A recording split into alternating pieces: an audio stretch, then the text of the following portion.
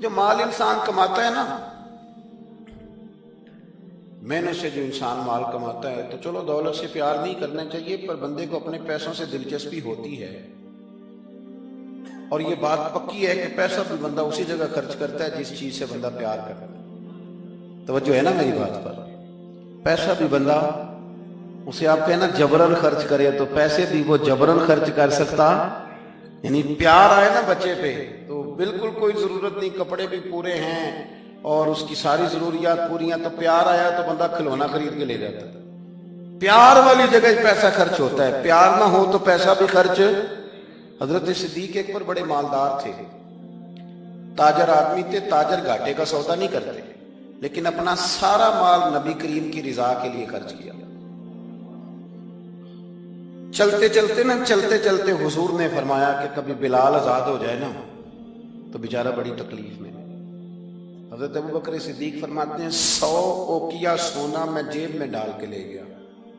توجہ ہے میری بات پر؟ غلام کی قیمت تھی 1-2 اوقیہ، کتنا لے کے کتنے گئے؟ چلے میں کچھ نہیں کہتا، ایک دفعہ بول دیں سارے، کتنا جی؟ لو وجہ بھی نہیں جے کچھ بولے، میں نے پتا بھی 100، یعنی سمجھ لے چیز 1 روپے کی لے گئے 1 لاکھ روپیہ جیب میں ڈالا۔ حضور نے چاہا ہے نا بلال آزاد ہو جائے، تو محبوب کی چاہت کی کوئی ریٹ ہے ہی کوئی نہیں، لے گئے۔ جا کے امیہ بن خلف سے کہا کہ میں بلال کو خریدنے آیا ہوں، تو وہ کہنے لگا 30 اوقیہ سونا لوں گا بلال کو آزاد کرنے کا۔ آپ کا تو مجھے نہیں پتا، میں دیہاتی آدمی ہوں، دیہاتوں میں نا کبھی کوئی بیل، کوئی بھینس، کوئی گائے خریدنے جاتے تھے تو جس نے نہیں نہ بیچنی ہوتی تھی وہ بڑے مہنگا ریٹ بتا دیتا تھا، اور سامنے والا کہتا تھا لگتا ہے تیرا پروگرام نہیں دے گا، یہی ہوتا تھا نا، تو پیسے اتنے مانگ لیے تو دینے نہیں چاہتا۔ تو حضرت بلال حبشی کو کتنے پیسے بھائی؟ اس نے کہا جی 30 اوقیہ۔ وہ کہتا میں نے اتنے مانگے تھے کہ کوئی دے سکے، میں نے بڑے پیسے مانگے، اب کہا نا 30۔ تو ابوبکر صدیق فرماتے میں تو 100 لے کے گیا تھا، کہتے میں نے 30 نکالے اور دے دیے۔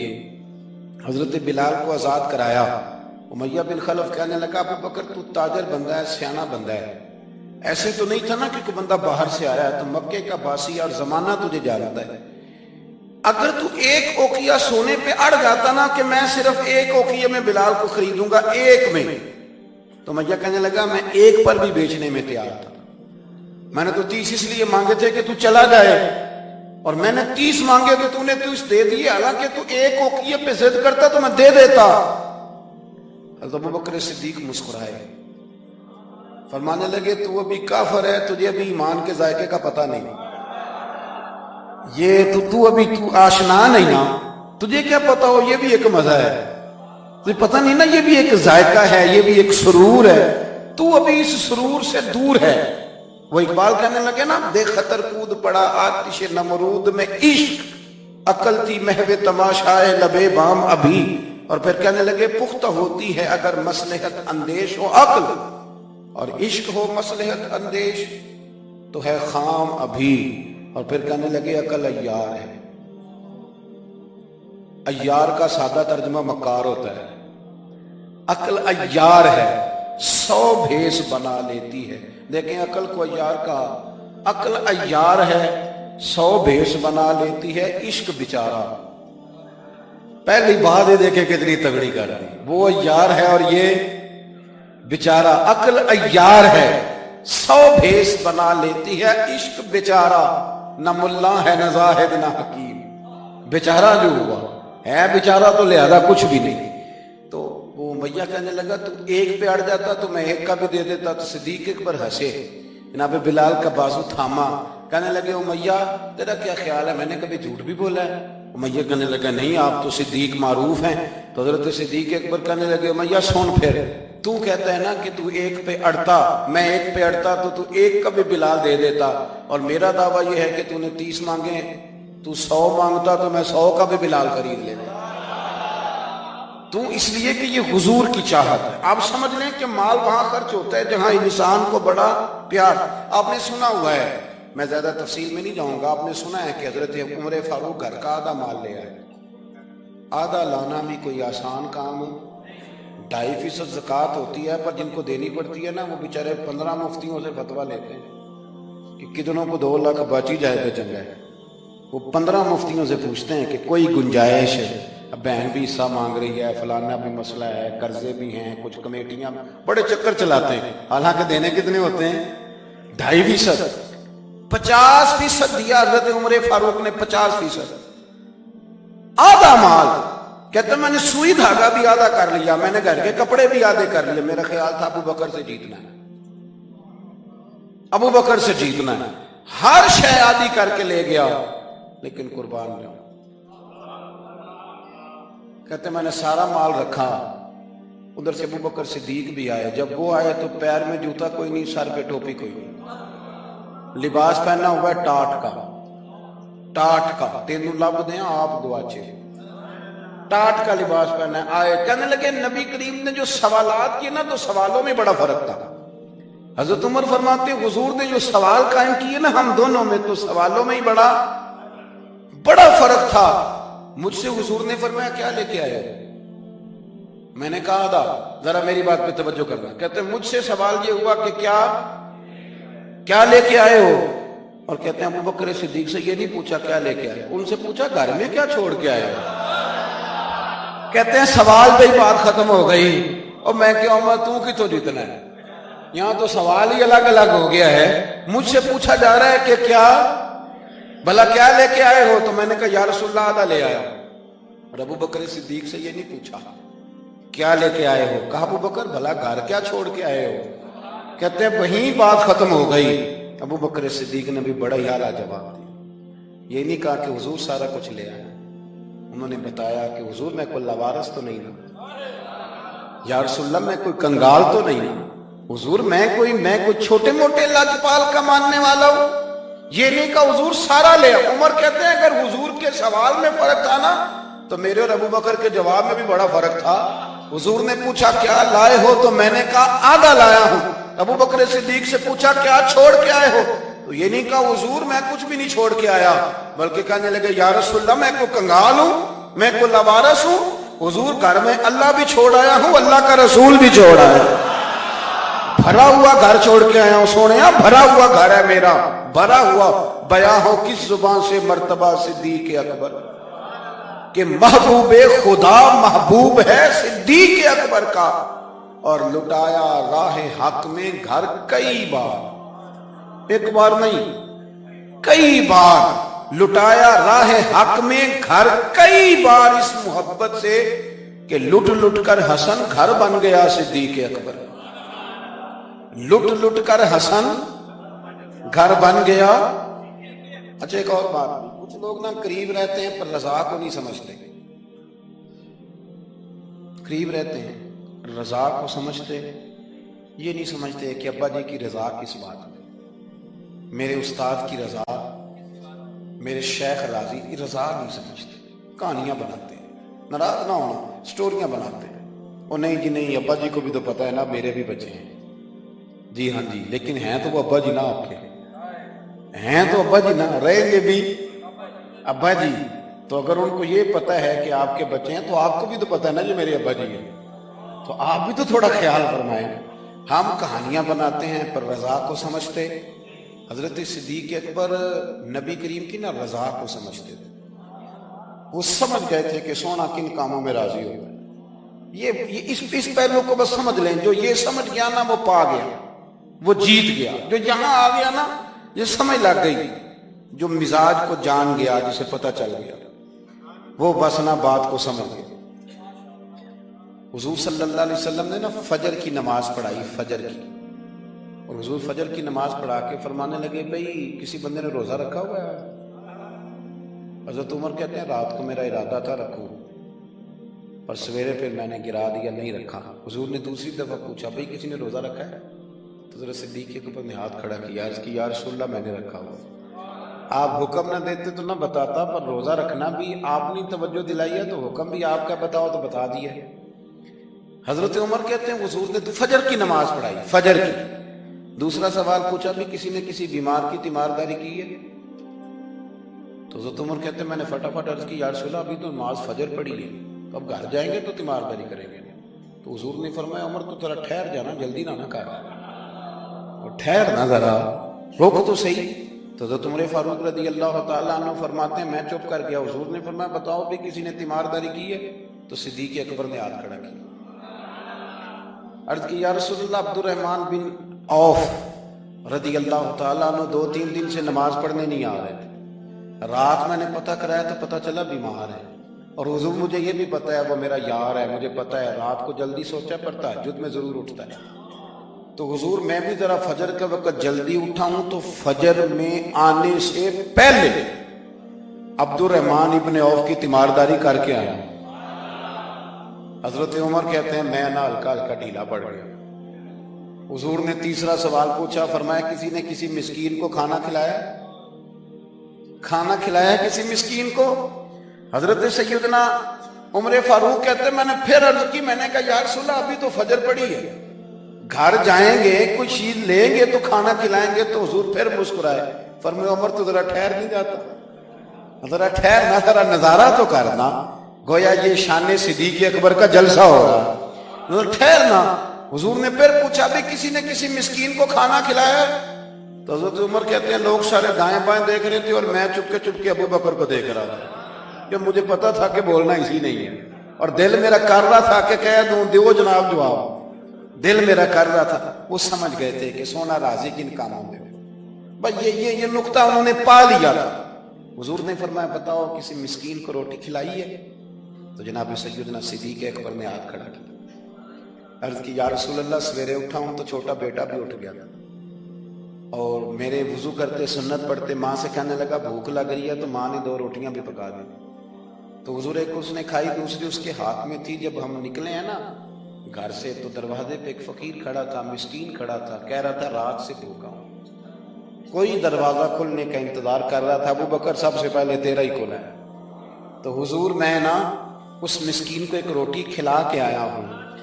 حضرت عمر فاروق کہتے ہیں میں نے گردن جھکا لی، اور میرے رسول کریم نے فرمایا اے اللہ میرے ابو بکر پہ رحم فرما، اللہ میرے ابو بکر۔ وہ سمجھ گئے تھے، مزاج شناسا سمجھ آ گئی تھی کہ حضور کن باتوں میں، اور نا اپنے اوپر وہ سارا کچھ طاری کر لیا تھا انہوں نے، طاری، ان کی ادائیں بالکل ڈھل گئی تھی نبی پاک کی اداؤں۔ 3 دن وہ غار ثور میں رہے، تو ہمارے صوفیاء فرماتے ہیں کہ ان پر تجلیاں بھی بڑی محبوب کی معرفت کی۔ جب مدینے آئے نا نبی کریم کو لے کے، تو کچھ لوگوں نے حضور کی زیارت کی تھی، کچھ نے نہیں کی تھی، تو کچھ آتے تو نبی پاک کی دستبوسی کر کے بیٹھ جاتے، حضرت ابو بکر سے ہاتھ نہ ملاتے، اور کچھ صرف حضرت ابو بکر سے ہاتھ ملاتے اور حضور سے ہاتھ ہی نہ ملاتے۔ میری بات پہ توجہ ہے آپ حضرات کی؟ تو کچھ لوگوں کو نا شبہ ہونے لگا، وہ معاذ اللہ سمجھنے لگے کہ شاید یہی اللہ کے رسول ہیں۔ حضرت صدیق اکبر یہ کیوں شبہ ہوا؟ تو ہمارے محدثین فرماتے ہیں کہ ابو بکر صدیق بولتے بھی اس طرح تھے جو میرے نبی پاک کا طریقہ، بیٹھتے بھی اس طرح تھے جو رسول پاک کا طریقہ۔ کہتے ہیں انہوں نے امامہ باندھا ہوا تھا، تو جو امامے کا پیچ حضور کا ڈھیلا رہ گیا تھا ان کا بھی ڈھیلا رہ گیا تھا۔ اس طرح اپنے آپ کو مزاج میں ڈھالا تھا، تو من شدی من تو شدہ، میں اس طرح ڈھالا تھا مزاج میں، اس طرح کے کوئی فرق ہی نہیں نظر آتا تھا۔ وہ کہتے ہیں جب حضرت ابو بکر صدیق نے دیکھا نا کہ لوگوں کو تو شک ہو رہا ہے، کوئی میرے ساتھ ہاتھ ملا کے بیٹھ جاتے، تو حضرت صدیق اکبر نے کہا کوئی ایسا کام کرنا چاہیے کہ پتہ چلے آقا کون ہے غلام کون ہے۔ اٹھے، کندھوں پہ چادر تھی، وہ اتار کے نا تو حضور پہ سایہ کر دیا، لوگوں کو پتہ چل گیا کہ سایہ کرنے والا کوئی غلام ہے، اور جس پر سایہ کیا جا رہا ہے وہ آقا ہے۔ کیا خوبصورت نقطہ لکھا ہے مفسرین نے، شارحین فرماتے ہیں تھوڑی دیر کے لیے حضرت ابو بکر صدیق نے حضور کے سر انور پر اپنی چادر کا سایہ کیا تھا۔ اللہ کے رسول نے احسان کا بدلہ یہ دیا، نیکی کا بدلہ یہ دیا کہ قیامت تک ان کی قبر پر اپنے گنبد کا سایہ فرما دیا، قیامت تک گنبد کا سایہ کر دیا ان کے مزار پر انوار۔ حضرت صدیق اکبر نے اپنے، اور ایک اور بات بھی، جو لوگ بہت زیادہ قریب رہنے لگتے ہیں نا وہ ادب آہستہ آہستہ چھوڑنے لگ جاتے ہیں، زیادہ نیڑے رہتے ہیں نا تو پھر آہستہ آہستہ ادب کا معاملہ، توجہ ہے میری بات پر؟ حضرت صدیق اکبر نا بڑا ہی قریب رہتے تھے، اور ان کا قریب رہنا نا نبی پاک پسند بھی کرتے تھے۔ چلیں ایک بات اور یاد آ رہی ہے، پہلے وہ نہ کر لوں، رہن بھی یہ یعنی کچھ بندے نے نہ ادھر ہاں کر دیں تے نہ ادھر ہاں کر دیں، وہ کہنے جڑے بول دے نے انہوں نال ہی صلاح کر لو۔ اور بھائی ایک بات یاد آ رہی ہے، وہ بھی عرض کر دے درمیان، دیکھیں آپ لوگ مسکرائے ہیں تو مجھے اجر ملا ہے۔ آپ میری بات پہ توجہ کریں۔ ایک دن نا سرکار نے بیٹھے بیٹھے، شاہ ولی اللہ صاحب نے ازالۃ الخفا میں لکھا ہے، حضور نے بیٹھے بیٹھے صحابہ سے فرمایا، کچھ لوگ بیٹھے رہتے تھے نا، کچھ لوگ زبردستی بوجھ بھی بنتے ہیں نا بعض لوگوں کی طبیعت، تو کہنا پڑتا ہے ان سے کہ چلیں مہربانی کریں اب کوئی اور کام بھی کریں۔ اور کچھ ایسے ہوتے ہیں کہ مثل تعویذ ہوتے ہیں کچھ لوگ، وہ جب بھی ملتے ہیں شفا ہوتی ہے۔ تو ایک دن سرکار نے فرمایا، حضرت انس بن مالک کہتے ہیں حضور نے فرمایا بھی سارا دن نہ بیٹھے رہا کرو، وقفے سے ملا کرو، وقفے سے محبت بڑھتی ہے، وقفے سے ملا کرو محبت بڑھتی ہے۔ کہتے ہیں حضرت ابو بکر صدیق بھی قریب بیٹھے تھے، وہ بھی سن رہے تھے۔ ظہر سے پہلے بات ہوئی تو حضرت صدیق اکبر ظہر میں آئے، نماز پڑھی اور چلے گئے، عصر میں آئے نماز پڑھی اور چلے گئے، مغرب میں آئے نماز پڑھی اور حضرت انس بن مالک کہتے ہیں زور کے بعد بھی حضور نے پوچھا ابو بکر نہیں آئے؟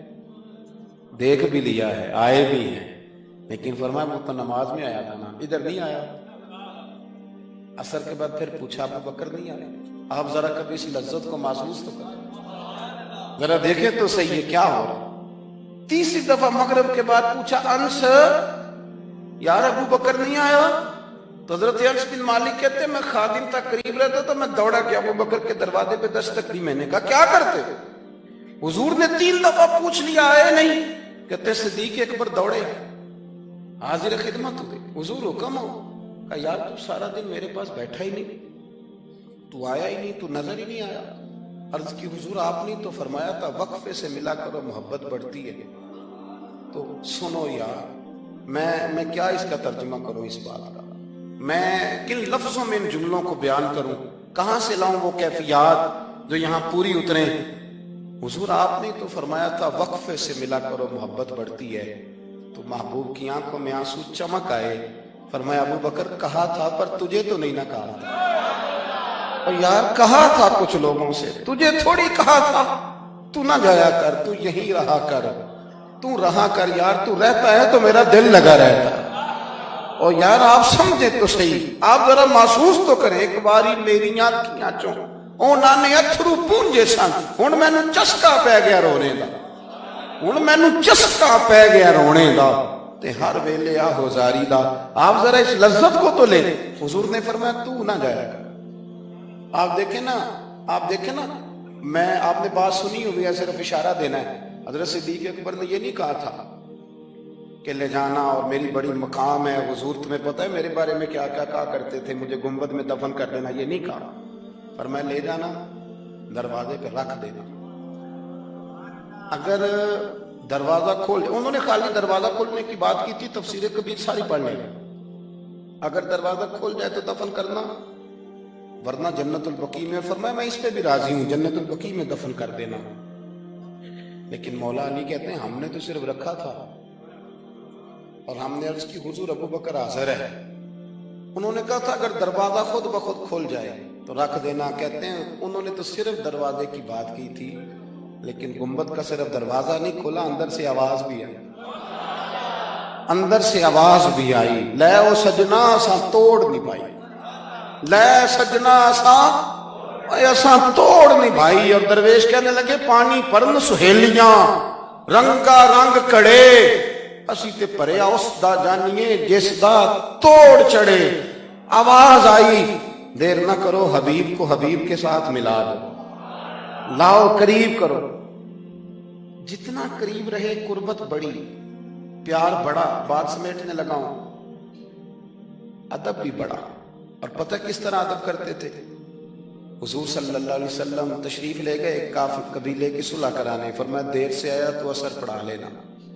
صحابہ کو پتہ تھا کہ جب حضور نہیں ہوں گے تو جماعت کون کرائے گا۔ حضرت بلال نے اقامت پڑھی، صدیق اکبر نماز پڑھانے لگے، حضور تشریف لے آئے، لوگوں نے ہاتھ پہ ہاتھ مار کے حضرت صدیق اکبر بتایا کہ آ گئے ہیں حضور۔ اللہ کے محبوب کے لیے رستہ بن گیا، نماز کے بیچ میں رستہ بن گیا۔ صفیں توڑ رہے ہیں صحابہ حضور کو راستہ دے رہے ہیں، صفیں ٹوٹتی رہی پر نماز کسی کی بھی نہیں ٹوٹی، صفیں ٹوٹتی رہی نماز نہیں ٹوٹی۔ حضور پہلی صف میں پہنچ گئے تو جناب صدیق اکبر نے ایک قدم پیچھے ہٹایا۔ ہم نے سنا ساری زندگی یہی ہے کہ حکم آ جائے تو وہ ادب پر فوقیت رکھتا ہے۔ ایک قدم حضرت صدیق اکبر نے پیچھے ہٹایا تو حضور نے فرمایا ابو بکر نماز پڑھاؤ۔ انہوں نے ایک اور پیچھے ہٹایا، ابو بکر نماز پڑھاؤ۔ تیسری دفعہ نا حضور نے پھر حکم دیا تو وہ پچھلی صف میں آ گئے۔ وہ دور بیٹھے تھے خواجہ غلام فرید، وہ کوٹ مٹھن میں کہنے لگے نماز پڑھا کہ میں تہیں ول ویکھاں، نماز پڑھا کہ میں تہیں ول ویکھاں، مینوں کعبہ بھول گیا بھول گئیاں نی سب صوم صلاتاں، اکو یار دا فکر پیا، نماز پڑھا کہ میں تہیں ول ویکھاں۔ اور اقبال کہنے لگے اذان تو ازل سے تیرے عشق کا ترانہ بنا، اور یہ نماز تو اس کے نظارے کا ایک بہانہ بنا، نماز پڑھا کہ میں تہیں ول ویکھاں، ان تے کعبہ بھول گیا۔ نبی پاک صلی اللہ علیہ وسلم اگلی صف میں کھڑے ہوئے، مصلی پہ جماعت کرائی۔ نماز کے بعد حضور نے نا مسکرا کے پوچھا ابو بکر میں نے 3 دفعہ کہا تھا کیوں نہیں نماز پڑھائی؟ پھر بھی لفظ کوئی نہیں، جملہ کوئی نہیں۔ اتحیات کی حالت میں بیٹھے تھے تو ہاتھ باندھ دیا، کیا جملے کہے، کیا شان ہے۔ کہنے لگے حضور اب ابو قحافہ کے بیٹے کی اتنی جرت بھی نہیں کہ مدینے والے رسول کو جماعت کرائے، اتنا ادب۔ اور پھر ایک اور بات، نبی کریم سے پیار کیا تو پھر حضور کی اولاد سے بھی پیار کیا۔ شاہ عبدالعزیز محدث دہلوی کہتے ہیں عمر فاروق خطبہ دے رہے تھے تو امام حسن آ گئے، میری بات مکمل ہو گئی، بس ایک دو باتیں یاد آ گئی، میں نے کہا چلو کھا لوں۔ شاہ عبدالعزیز صاحب محدث دہلوی یہاں یوں ترجمہ کر لیں کہ کبھی کبھی تقریر کرنے والے کو بھی مزہ زیادہ آنے لگ جائے۔ شاہ عبدالعزیز صاحب محدث دہلوی رحمۃ اللہ تعالیٰ علیہ فرماتے ہیں کہ حضرت صدیق اکبر جمعہ پڑھا رہے تھے تو امام حسن آ گئے مولا علی کے ساتھ۔ تو بچوں کو بڑا پتہ ہوتا ہے کہ یہ چیز میرے ابا جی کی ہے، یہ میری اماں جی کی ہے، بچے بڑا دھیان رکھتے ہیں۔ تو امام حسن آ گئے تو حضرت صدیق اکبر سے کہنے لگے نیچے اترو نا، ممبر تو میرے نانا کا ہے، مجھے صحیح بتانا کہ جمعے چھوڑ کے بچوں سے بھی باتیں ہوتی ہیں۔ 7-8 سال کے بچے تھے امام حسن، پر معمولی بچے نہیں تھے، حضور کے نواسے، نیچے اترے میرے نانا کا ممبر ہے۔ تو حضرت مولا علی نے پکڑا امام حسن کو، پتر ادھر بیٹھ نماز پڑھ۔ تو حضرت صدیق اکبر کہنے لگے علی آپ ہٹ جائیں نا، میرا اور حسن کا مسئلہ ہے، کرنے دینا بات۔ تو امام حسن پھر کہنے لگے اترو نا نیچے، ممبر میرے نانا کا ہے۔ تو ابو بکر صدیق اتر کے کھڑے ہو، ہاں اتر کے کھڑے ہو، زمین پہ کھڑے ہو۔ کہنے لگے میرے نانا کا ممبر ہے۔ تو ابو بکر رو پڑے، کہنے لگے حسن اگر ممبر تیرے نانے کا ہے تو ابو بکر بھی تو تیرے نانے کا ہی ہے، یہ کس کا ہے؟ اس نے بھی تو نوکری کی ہے۔ تو امام حسن کہنے لگے اچھا چلو ٹھیک ہے، بیٹھے پھر پڑھائیں، پھر اپنے آپ کو پیش کریں، زیادہ بحث